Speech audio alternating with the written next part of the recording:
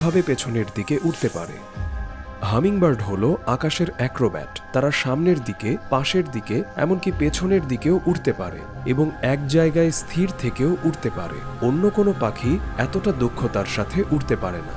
এই চমৎকার দক্ষতার একটি কারণ হলো তাদের ছোট দেহ, তবে সবচেয়ে গুরুত্বপূর্ণ কারণ হলো তাদের বিশেষ শারীরিক গঠন।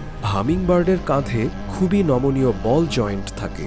এছাড়াও তাদের ডানার ওপরের হাড়গুলো খুব ছোট, আর যে হাড়গুলো আমাদের হাত গঠন করে সেগুলো তাদের ক্ষেত্রে অস্বাভাবিকভাবে লম্বা। এমন গঠনের কারণে নিজের ডানাকে প্রায় সব দিকেই নাড়াতে পারে। যখন তারা বাতাসে স্থির থেকে পরম যত্নে মধু পান করে, তখন তারা প্রতি সেকেন্ডে প্রায় ৮০ বার ডানা ঝাপটায়। এই ঝাপটানির শব্দই হলো হাম, যার জন্য তাদের নাম হামিংবার্ড। তাদের উড়ার ধরন কিছুটা পোকামাকড় উড়ার মতো।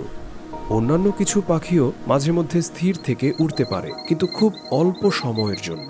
কারণ প্রাণী জগতে সবচেয়ে বেশি শক্তি লাগে এমন কোনো চলাফেরা থাকলে সেটাই হলো স্থির থেকে উড়া। হৃৎপিণ্ড, ফুসফুস এবং ডানার পেশিগুলো তাদের শরীরের আকারের তুলনায় অনেক বড়।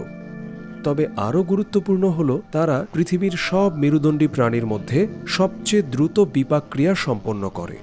তাদের বিশাল শক্তির চাহিদা মেটায় মিষ্টি মধু, যা তারা খুব দ্রুত শোষণ করতে পারে। তাদের শরীরে এমন সক্রিয় এনজাইম রয়েছে যেগুলো ফ্রুক্টোজ এবং গ্লুকোজ উভয় ধরনের চিনি একই গতিতে ভেঙে ফেলতে পারে। এটা মানুষ বা অন্যান্য প্রাণী পারে না। এক গবেষণায় দেখা গেছে এই সক্ষমতা তাদের উড়ার পেশিতে কিভাবে প্রভাব ফেলে।